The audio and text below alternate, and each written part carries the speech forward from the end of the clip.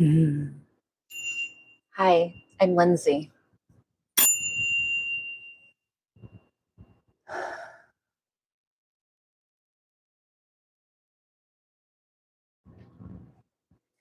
I heard the message, and the message was clear.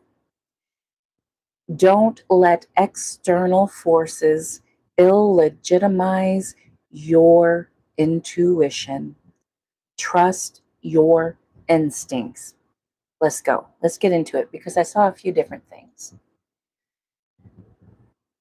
One of the things I saw was you in a fun house, one of those hall of mirrors that have mirrors that distort your reflection and make you look a little funky and wonky. You were in one house of mirrors looking at your reflection. The distortion that you were looking at was starting to mess with your mind a little bit. And you started to believe that what you were seeing in the mirror was truth. You were starting to believe that that's how you really looked. That's how you do look. And what made it worse was the voices behind the mirrors echoing through the halls saying, no, no, that's how you look. No, that's real. What you're seeing is truth. When you know for a fact, you know you don't look like that. Your eyes aren't that big, okay? Your legs are not longer than your torso, all right? You know what those funhouse mirrors are displaying back to you. It's all fun and games. It's not truth. It is fiction. It is an illusion. And those voices calling out to you from behind those mirrors, telling you know what you're seeing is right. Mm-mm. Don't listen to them. Put a blindfold on if you have to, okay? You'll be led through the funhouse A-OK, unscathed, won't break anything. Cover your ears if you have to so you can't hear any other voices but yours and God's. Distortion, illusion, mirror magic, gaslighting, even whatever you want to call what this energy is. This energy is an energy that makes you second guess what you know to be truth. Whatever you want to call that, that's what this is. That funhouse of mirrors. Don't trust what you see in the reflection when you know. Third eye activation. When you know the truth is otherwise. Listen, I got to take a sip. Not only are those voices behind the mirror calling you out, lying to you, saying that that's how you look, while you're trying to navigate out of this funhouse of mirrors, trying to find the exit, they're making you backtrack, saying, no, you already went that direction. You already tried that door. Knowing good God and dang well that you did not try that door, that you had not been down that hall. You had never seen the staircase before. You may have even left yourself some little breadcrumbs and pocket lint to lead you along the way so that you didn't get turned around or mixed up. They want you confused, okay? Demented energy, all right? Unless you know that you are suffering from early onset dementia for real, and not for play, you are not confused. Why? Why would they want you confused? Because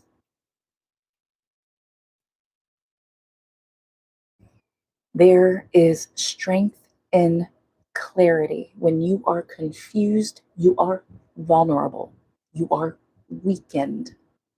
You're not weak, though, and you're not confused. You know what you know, so trust your intuition. Let your instincts guide you.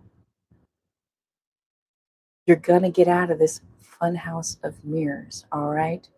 What you see, okay, what you're being told, made to believe is not facts, it is all fiction.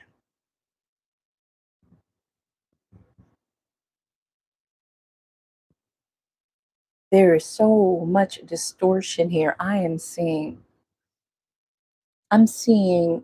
some of you even second guessing an opportunity that has recently come in or is about to come in,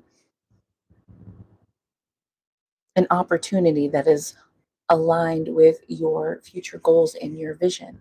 You're second guessing this. Oh man, okay, I'll tell you what I'm seeing. Thank you. Now this is an example, okay? This is the metaphor. So it may not be all for all of you.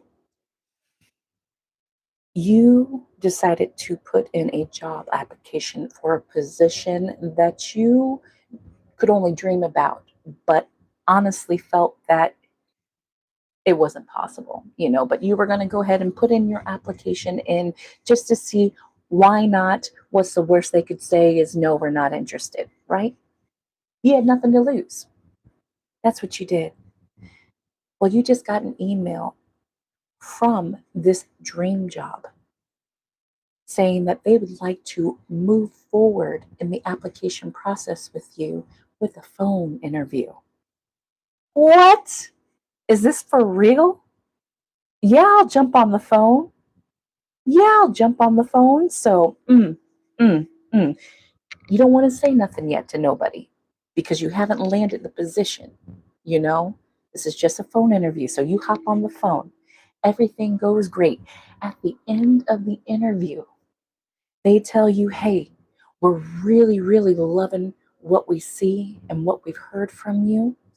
We would like to take you to the next step in the interview process and have you come to our headquarters here in Chicago, Illinois, to interview in person. We will pay for your travel and your accommodations if you can be here within, they give you a time frame. Holy heck, what just happened? And you don't want to take the time to think. Why do you not want to take the time to think? Because this is it. You got goosebumps all over. Your head is tingling. This is what you wanted and it's being handed to you right now. Hold up. Yes, you say, let me work out a schedule and get back with you ASAP and we can get the interview scheduled and the hotel book and the airline booked, right? Awesome. You get off the phone. You're leaping for joy. You got butterflies and just, man, everything's going my way. Zippity doo dah, baby.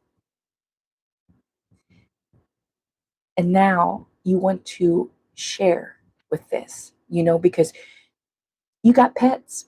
You're going to need somebody to pet sit for you. You got a kid, maybe you're a single mom, single dad. You're going to need a babysitter. You're going to need help. So you're going to have to share this news with somebody, even though nothing's set in stone yet.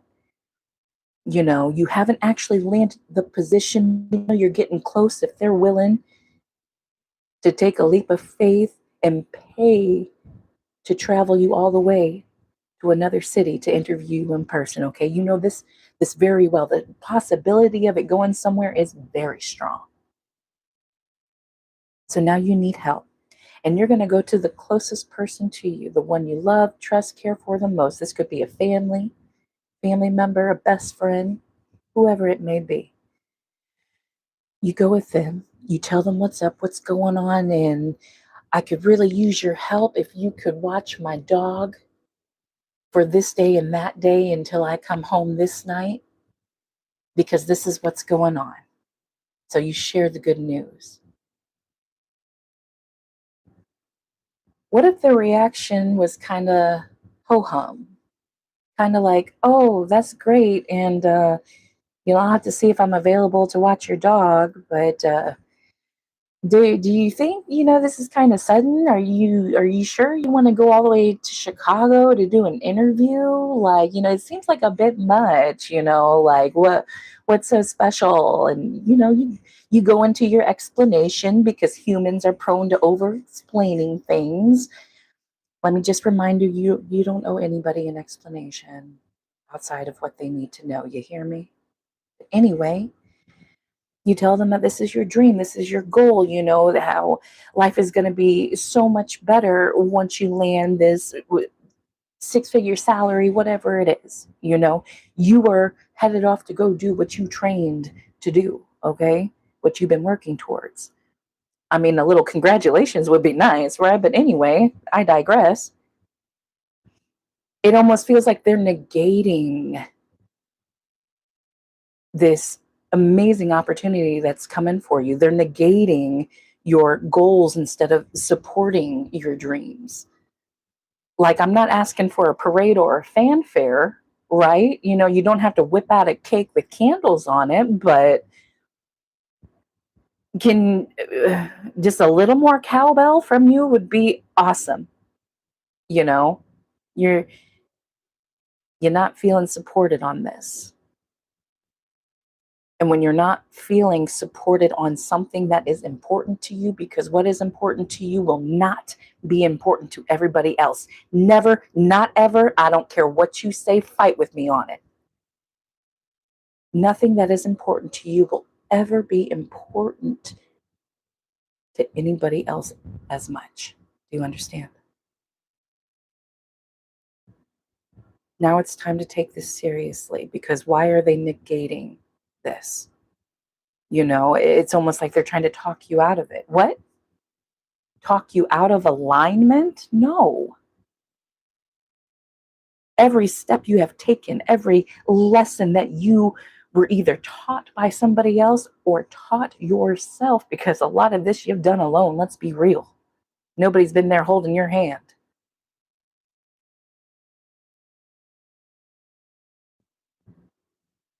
Why is there so much pushback? Keep it clean, keep it simple. You know what? It's okay. If you can't help me, that's fine. I can find a plan B. Make sure you have a plan B, a plan C, a D, E, F, G. You feel me? If this is that important to you, you will have backup plans to back up your backup plan. You hear me? If it's important to you, show me. Listen, it's going to work out. It's going to work out. The help you need will come, whether it come from the one closest to you, or maybe I just heard estranged acquaintance, whatever that means. 222, 1010. I saw the Ten of Pentacles and the Ten of Cups in reverse. Like, you have had a recent upgrade, maybe even another awakening, an ascension, whatever you want to call it. Okay. You are not who you once were. Even if who you once were was not as great as who you are right now, 3 days ago, 10 years ago, whatever it is. You are not who you once were. So, yes, you have had an upgrade. The push back is coming to test your upgrade, giving you that last squeeze. You're feeling the squeeze, making sure none of that bad juice is left, because you're about to be bloated. I just heard bloated. Maybe you're bloated right now. Woo, salt intake, gas. Anywho, you're being squeezed right now. The test, the mirror test. Not to necessarily see if you really want this, but it's mainly to see if you can sustain it. You You know how to obtain it. Now, God wants to know if you can sustain it. And sustaining something that you have worked hard towards requires you consistently trusting your instincts, going with your intuition. If you are letting those external voices in your head telling you, no, don't go this way, no, don't do that, well, maybe that's not a good idea, their projections, their reflections are not a reflection of you. And that's exactly what's happening here. This is a projection from their own past rejections, from their own failures of not putting forth more effort. Why am I picking up some nasty, funky energy? Jealousy. Like they don't want you to have it because that would put you ahead of them. And they want you to do well, just not better than them. I don't like that energy.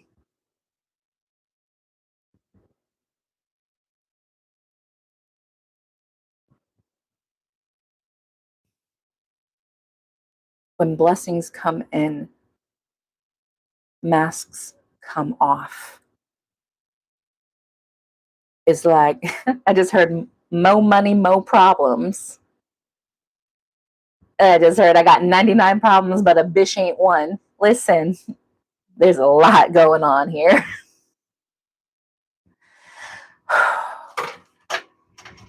You're going to be required to make some split second decisions that will wholly require you to rely on your intuition, okay? To block out the external voices, any of that pushback, any of that energy that's squeezing you right now. Do not accept defeat when you are inches from your victory. You hear me?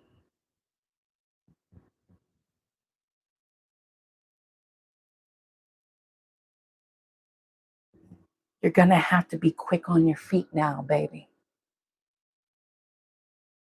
It has been fine tuning and honing your third eye ability, your sacral chakra, intuition, whatever y'all want to call it, man. You have been fine tuning it. And now is the test to see how much you trust it. Oh, do you trust yourself, baby?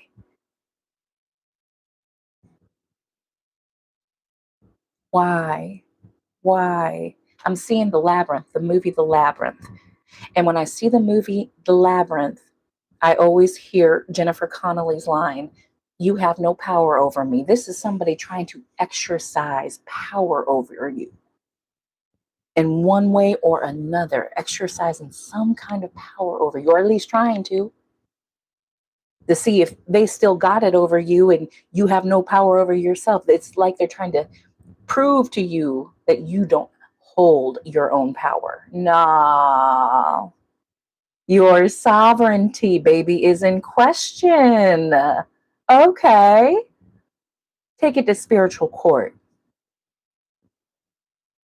I solemnly swear that I am up to no good. Now watch me spiritual twerk, baby.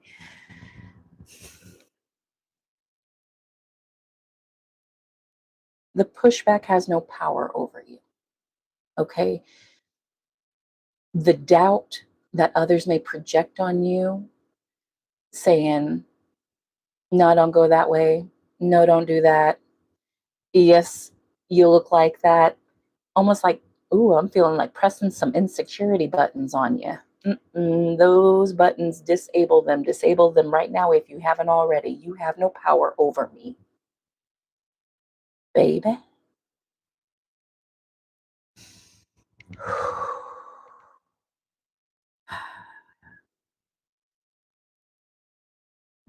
Let me just breathe out of that one.